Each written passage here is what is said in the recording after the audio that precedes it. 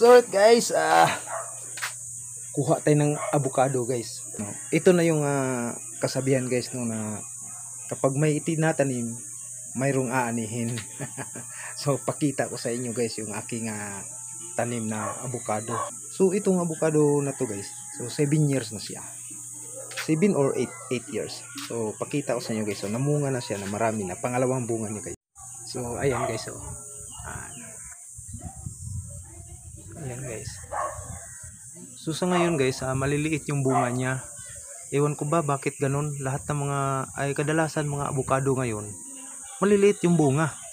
Samantalang yung unang bunga nito, 11 piraso, ang lalaki. Mayroon ako nakita sa silang, ang bunga nito bilog lang, parang akala mo ay santol. Ito siya maliit din siya, mapahaba. No? Pero may mga hinog na yan guys. So kuha tayo guys. So ayun. Baba tayo, baba. Okay. So ayan na siya guys. So marami siyang bunga.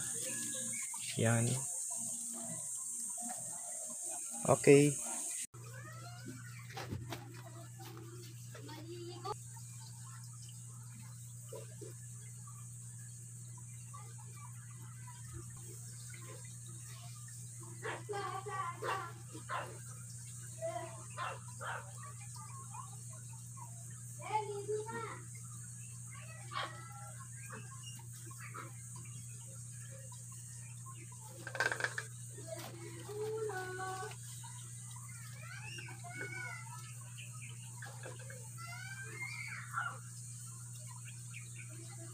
So may harvest na tayo guys.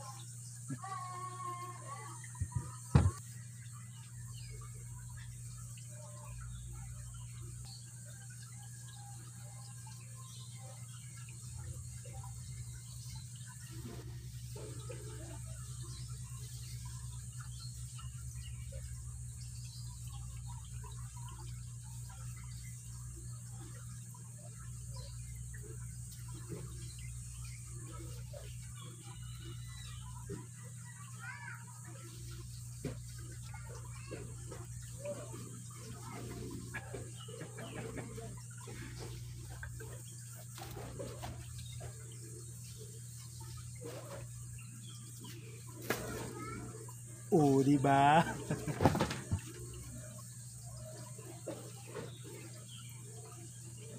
Oh, di ba?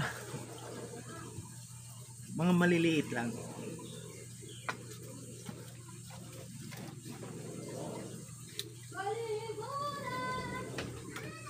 So mga maliliit lang siya guys.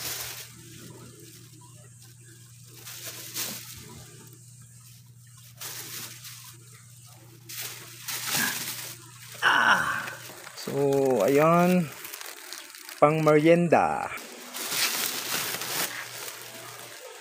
So marami-rami din yung nakuha natin. Matikman nga guys.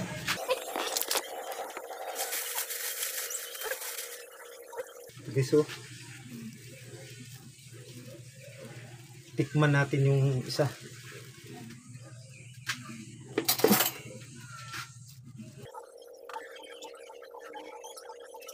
So ganyan lang yan. So ayan guys, oh.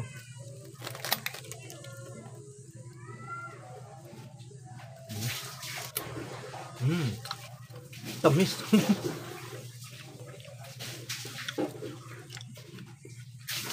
Tamis guys. Dati yung mga malalaki to, ewan ko lang kung bakit nga ngayong taon na to mga maliliit yung bunga ng avocado.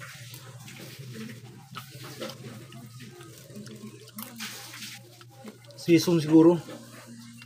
Kasi nakita ko iba doon sa silang bayan, mga bundok-bundok din, mga maliliit din yun sa kanila guys.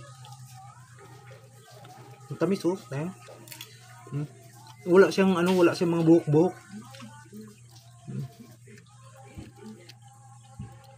Wala siyang mga buhok-buhok guys. Nalagkitan siya. Sarap. Yun na nga sinasabi. Pag may tinatanim ka, mayroon kang aanihin balang araw. 7 years.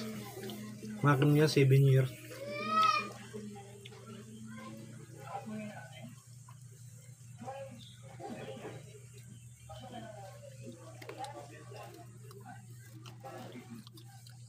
Thank you for watching. Bye-bye.